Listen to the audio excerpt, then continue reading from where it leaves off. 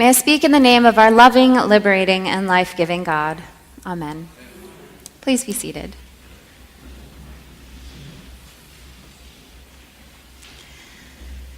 In 1933, the Homeowners Loan Corporation was created to help refinance homes at risk of foreclosure following the Great Depression.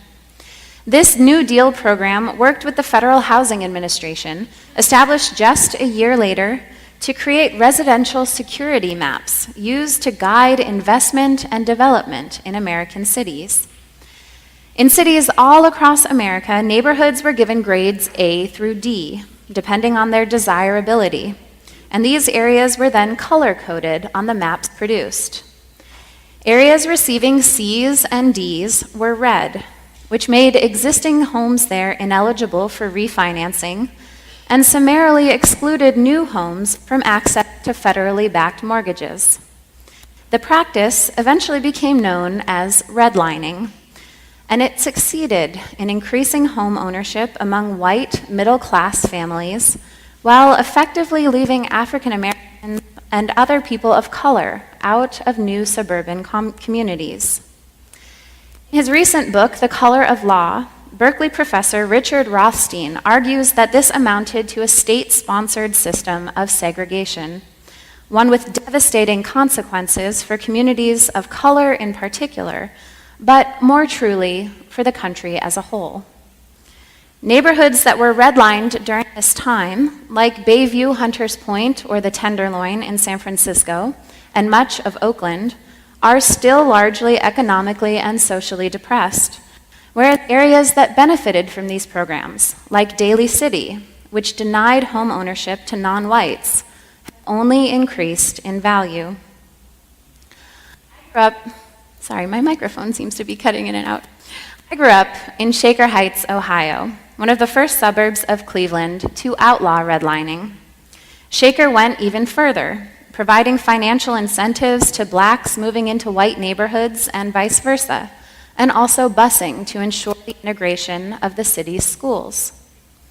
By the time I entered those schools in the 90s, the most popular club in high school was the Student Group on Race Relations, or SCORE for short.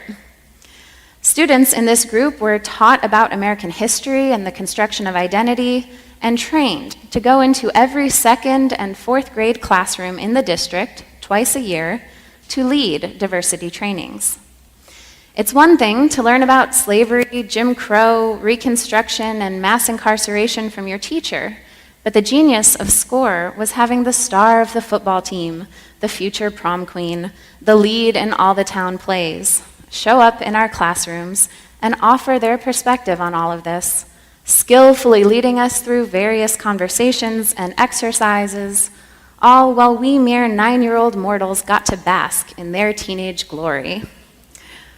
In the years since, the study of implicit bias has emerged and seeped into culture, exploring how cultural attitudes, assumptions, and preferences persevere in the face of civil reform, social change, and even individual awareness. To put it simply, implicit bias attempts to understand why many Americans of all races who truly lament racism, who have a diverse group of friends and colleagues, will nonetheless often cross the street when they see a person of color walking toward them, or deny an Airbnb request from someone with what appears to be a non-European name. All of this would be interesting and important to reflect on at this moment in American history, when it is once again incumbent upon citizens to denounce white supremacy, redouble efforts to address systemic injustice, and reflect on our own explicit and implicit biases.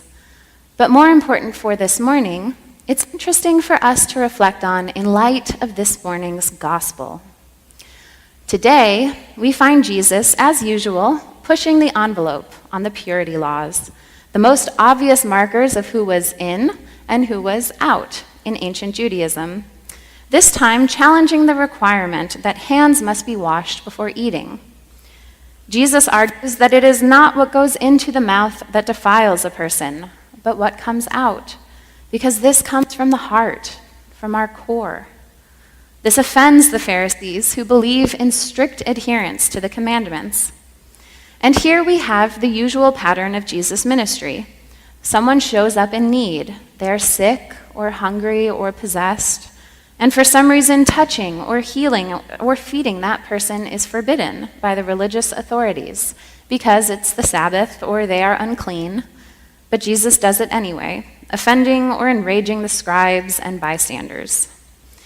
It is tempting to focus on this part of the passage because the rest is so unusual. Jesus goes to another region, and suddenly a Canaanite woman appears and starts shouting at him, "Have mercy on me, Lord, Son of David. My daughter is tormented by a demon." Shouting. How rude. At first, Jesus ignores her. His disciples come near and encourage him to send her away. Instead of doing this, Jesus says, "I was sent only to the lost sheep of the house of Israel." In effect, I was not sent here to help you, so let me alone, lady. What is going on here? Jesus is sounding more like the Pharisees than his usual radically inclusive self.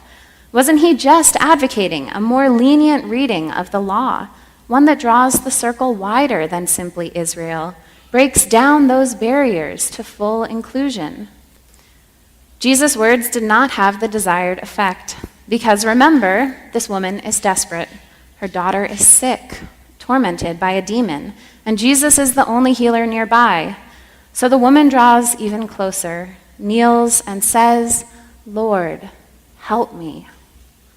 I can almost see Jesus shaking her off his leg when he responds, "It is not fair to take the children's food and throw it to the dogs." Now, I know it's hard to imagine, but he did actually just call this desperate soul a female dog. Talk about words that defile. But in her desperation, she persists, humiliated, degraded, saying, "Yes, Lord, yet even the dogs eat the crumbs that fall from their master's table."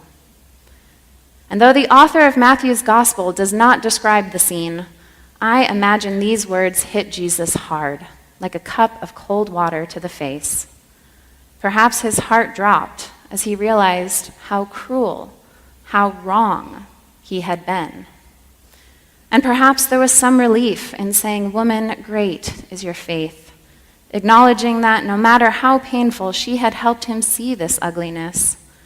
"Let it be done for you as you wish," and the girl is healed.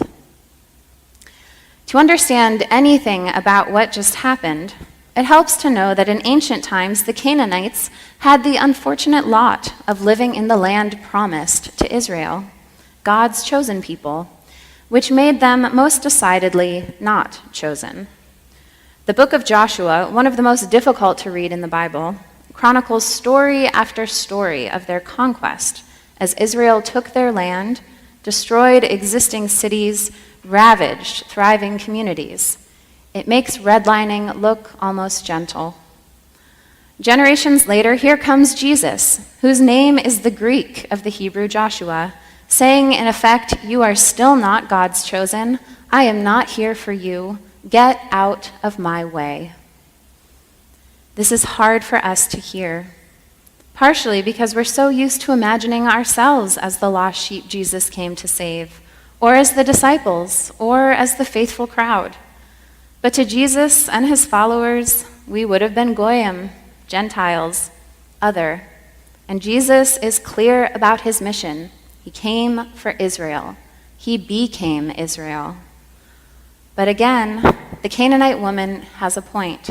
Even dogs get the crumbs. Just a few verses back, Jesus fed a crowd of 5,000 with baskets of leftovers overflowing. And in a few more verses, he will miraculously feed another 4,000. Perhaps some of that water-to-the-face revelation was Jesus realizing that there were more than enough crumbs, enough leftover food and grace and mercy for the Canaanites, for the Gentiles, for us, that God's abundance could fill and overflow the container of chosenness. Still, it is a difficult scene, but it is an important one too, because it shows us once and for all that Jesus was truly human. This is the only time in all the Gospels when Jesus says something mean, something exclusionary, something small, arguably something sexist and racist. There are other times when Jesus gets angry or frustrated, a few occasions when he prays, and we know he needed to sleep and eat, but this is the only time we see him being cruel. In the words of Reinhold Niebuhr, man is his own most vexing problem. If Jesus were not capable of vexing himself, could we say he was truly human? Apparently, even for God, being fully human means being subject to the biases of our people, to the stereotypes and persistent prejudices of our culture. Jesus made a mistake, and he was willing to have it pointed out to him, and to respond even in that moment of embarrassment or disappointment with an abundance of mercy for the woman, for her daughter, and for himself. When I was young, my mom's family reunions always happened in Cincinnati, where my great-aunt lived in the house where she and my grandmother had been raised. On one trip, when I was about 7, she took me and my siblings down the creaky, damp stairs into a cavernous, dim basement and led us to a far wall with an imposing door that had been boarded up long ago. She explained to us that behind that door was a tunnel that led to the marshy banks of the Ohio River, and that generations before, our ancestors had helped smuggle slaves across the mighty waters as part of the Underground Railroad. I felt a tremendous wave of awe and pride, thinking of their courage, of the lives they saved. And I'm sure every one of Aunt Liberta's descendants was taken into that basement and told this inspiring story. But I've been reflecting lately on these words from Coretta Scott King. Freedom is never really won. You earn it and win it in every generation. And I've been thinking about the stories we weren't told. Stories about the parts of our family that lived on the other side of the river, that surely benefited from and were probably complicit in slavery and segregation. Stories about the members of my family whose homes were financed by the Homeowners Loan Corporation, or later the GI Bill, which had similar restrictions, and others who lived in segregated neighborhoods and never knew the difference. Perhaps if we'd heard these stories, and if other families shared those stories more readily, it would be easier for us to talk honestly about American history and politics, to share and let go of our biases, whatever they may be. For all of us to know each other more fully and love more deeply, even when we disagree. The story of Jesus' encounter with the Canaanite woman is invaluable because it is one of these stories. It is a difficult story to tell. It doesn't fit the heroic narrative that calls for righteous perfection at all time. But really, what life does. In the same week that he signed the Emancipation Proclamation, President Abraham Lincoln ordered the execution of 38 Lakota Sioux who rebelled against U.S. forces that repeatedly violated the treaty agreements and forced resettlements. The Reverend Dr. Martin Luther King was a visionary of civil rights, and he had several affairs. Today's gospel says, yes, Jesus was human, and he was God, and he made mistakes, and he healed people, and he could say cruel things, but he was also willing to change. And most importantly, he let others see himself and the world more clearly, and so can we. It's easy to denounce hate speech, hate crimes, overt forms of prejudice and discrimination, and we are called to do this. It is harder to be honest about our own shortcomings and biases, to tell our true and troubling stories, to offer our imperfect words in humility and hope. But we are called to do this too. Perhaps we could start by telling our more complicated tales, and if that's a stretch, kneeling with the Canaanite woman, saying, Lord, help me. and persisting until God does. Amen.